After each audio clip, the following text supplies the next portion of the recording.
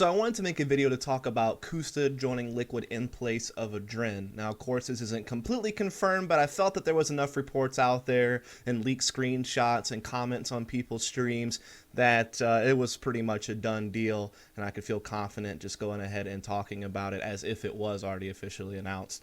And so basically what I'm going to do is just talk a little bit about Koosta as a player, and then of course talk about his joining Liquid and what that means, and just a little bit about Liquid going forward now with this new lineup. So to talk about Custa really quickly, this is a guy who has pretty much played his entire CSGO career on the same team. You know, he's played with this group over at Enemy pretty much since the middle of 2014, if not earlier than that. So quite a long time spent with this group of players, pretty much 2 years almost, or a year and a half, something like that. So certainly a lot of time invested with that core. And of course, there's been some different people who have come in and out of Enemy along the way. I mean, back in the day, Ryu, who's their coach now, used to be an in-game leader and player for them back when they were in Intermediate and Premier in ESEA. They also had a guy named ZNF who was on the team for quite a while, who got replaced later on. And they also, of course, had Anomaly, who was on the team for quite a while, recently replaced by Lucky right before the minor. And they've had like Relics and Mainline now come in to fill some of those gaps that I've mentioned. But Custa is one of the core members who has been there since day one, pretty much. Uber is probably the only other player that has been there the entire time. Now, when you look at the 5 that Enemy currently fields, even though now we don't know what 5 they'll have, unless Custa may still play with them at the major qualifier. Not really sure how that's going to work.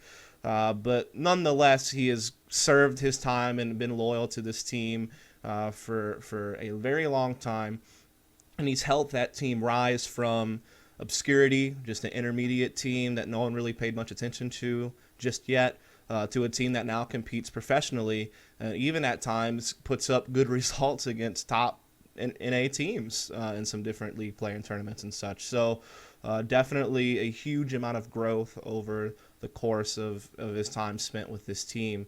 And that goes for the team as the whole, but certainly Custa is the one who's really stood out throughout the process. And I know that Liquid was interested in picking up Custa even before they picked up Simple not so long ago. That was just really a few months ago that whole thing got done, if not less time than that. So, and he still stuck with Enemy at that time, but now that his contract is about to expire, now there's no buyouts involved or anything like that, so he's free to leave, and it's already been confirmed by Ryu on Twitter that he's definitely leaving Enemy, and like I said, all signs pretty much point to the fact that he is joining Liquid.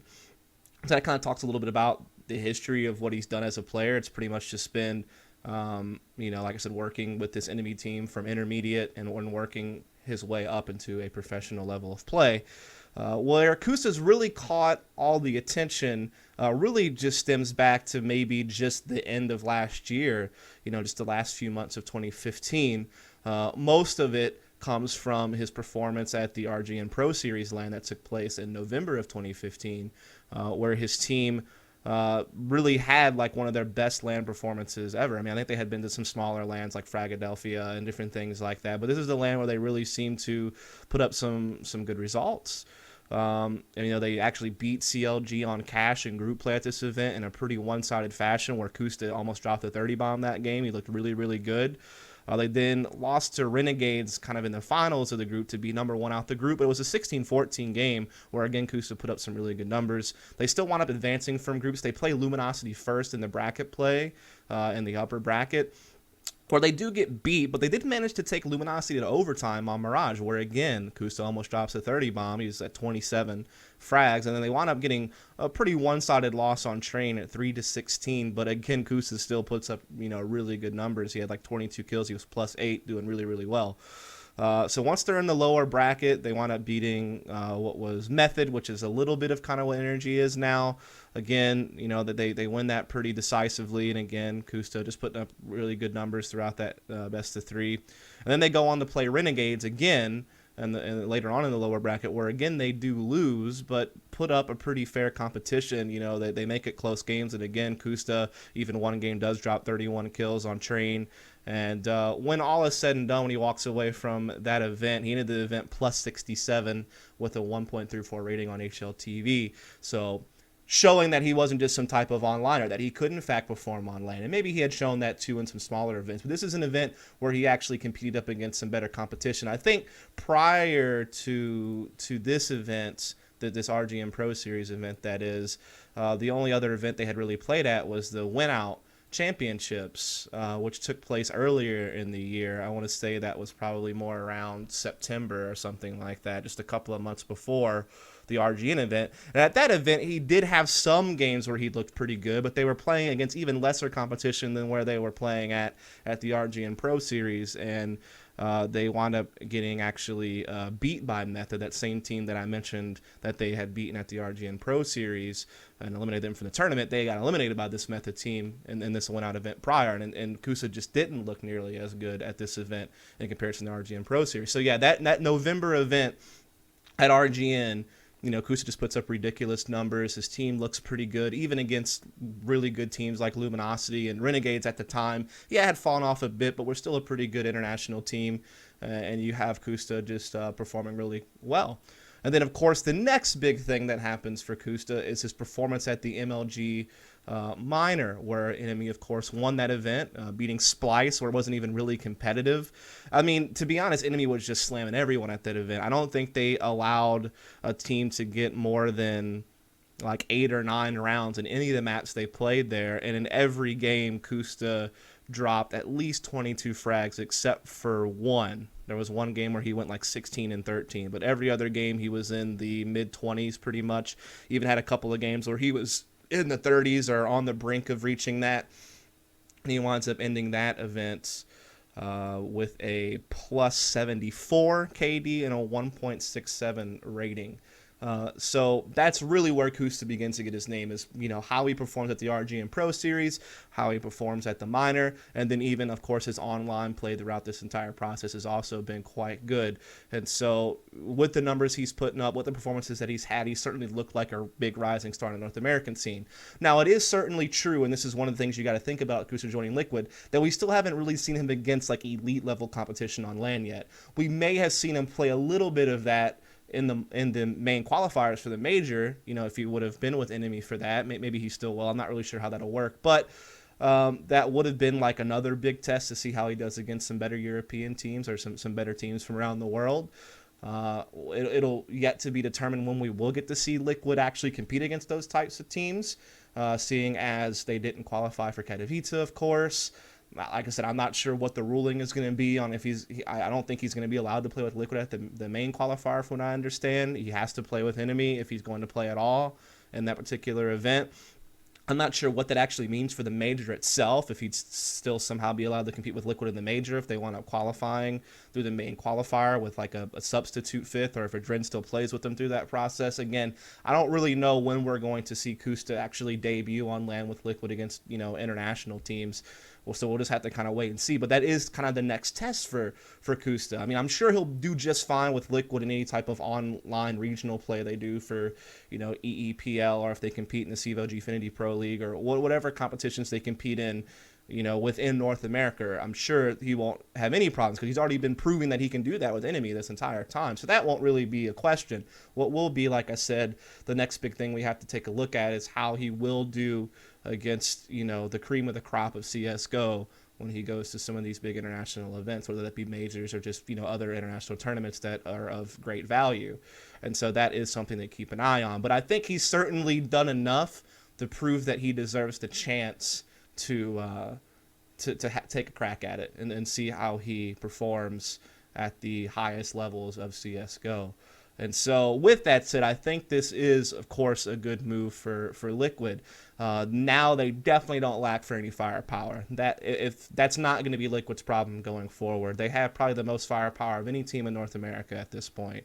They have Koosta, who's proven himself with the AWP. We just got to see if he can do it against the best of the best. But he certainly is going to be able to hold his own in the NA ranks. You have this guy Simple coming over, who has shown that he has the ability to put up big numbers, whether it be with an op or a rifle, against good competition. You have the tried and true Hiko, the guy who used to be the rock of NA for such a long time. Granted, he hasn't been as good as he used to be back in like 2013 and such, but he's still a very stable player, and maybe this will light a fire under him to get him more motivated, and we can see him rise back to his form. You have Nitro, who for the longest time has been considered maybe the best player in North America, certainly the best in his role as an entry fragger.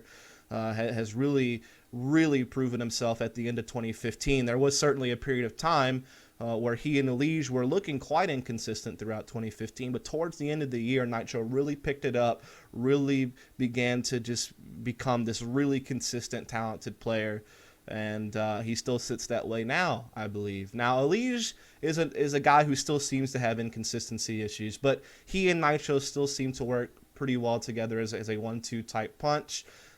So I don't think that there's necessarily too big of a problem there just yet, but Elige is certainly a guy that we hope to see him get a little bit more consistency, because he's shown at times brilliance, but also at times he's looked quite quiet. So we need to see if he can actually get his form to a stable level as well to match up with the rest, but certainly a lot of firepower here.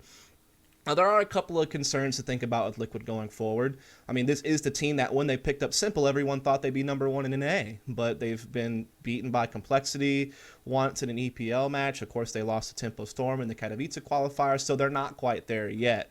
And I think that, obviously, because they haven't implemented Simple quite yet, obviously there seems to have still been some roster instability going on with this whole idea of Adren being brought out to bring someone else in. I'm sure that's been in talks for a while.